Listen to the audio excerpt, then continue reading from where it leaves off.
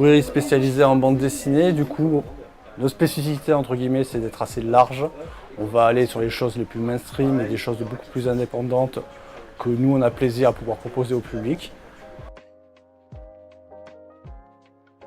J'ai toujours été libraire, en fait, depuis plus de 13 ans. Du coup, c'est avéré que je n'avais plus de travail à l'orée 2019-2020 pour le confinement. Et pour rebondir, ça a été création de notre propre librairie à moi et mes deux associés, donc Dominique. Auparavant, je travaillais dans le jeu vidéo, donc je vendais des produits culturels. L'idée était de pouvoir rester dans le même secteur d'activité, continuer à pouvoir vendre des produits culturels, des produits qui me plaisent, tout simplement. C'est une concurrence, mais on peut plus voir ça aussi comme une synergie. On va s'entraider.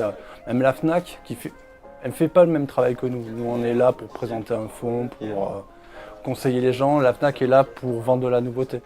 Donc c'est plutôt en bonne entente, que ce soit la Fnac, que ce soit Attitude, que ce soit même Clair Obscur, qui est une librairie généraliste, mais qui a quand même un rayon BD, ce qui est normal. Pas d'ennemis. Dans tous les cas de figure, tous les métiers qui touchent aux produits culturels, dès lors que vous avez à vendre des choses, des jeux vidéo, des livres, des BD, des DVD, des instruments de musique, vous êtes toujours dans un acte de vente qui est, disons, plus simple, parce que vous avez affaire généralement à des passionnés, des gens qui viennent chercher des choses qu'ils connaissent. Donc de là, on peut avoir un échange assez constructif avec les clients et ça devient vite intéressant. Vous avez les premières Tortues Ninja qui datent de 84, qui ont été rééditées. Donc les tout premiers épisodes des Tortues Ninja. Ça, pour le coup, c'est un classique. Quelque chose à lire. Vous avez l'édition Polysirène, qui a toute une gamme en fait, c'est des petits carnets, ça se déplie. Et il y a vraiment une histoire qui va se dérouler au fur et à mesure. Là, c'est quelqu'un qui plonge dans un lac. C'est vraiment des petites choses qu'on ne trouvera pas partout, surtout pas à la Fnac.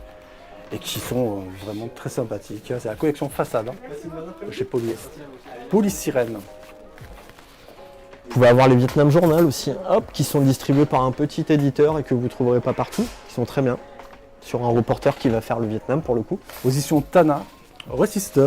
Elle a fait un ouvrage de vulgarisation par une fiction. Elle étudie l'écoféminisme. Voilà. Il faut chercher un petit peu, poser des questions, pas hésiter quand vous arrivez dans une librairie indépendante à poser des questions et à voir ce qui intéresse le plus vos libraires pour pouvoir creuser un petit peu.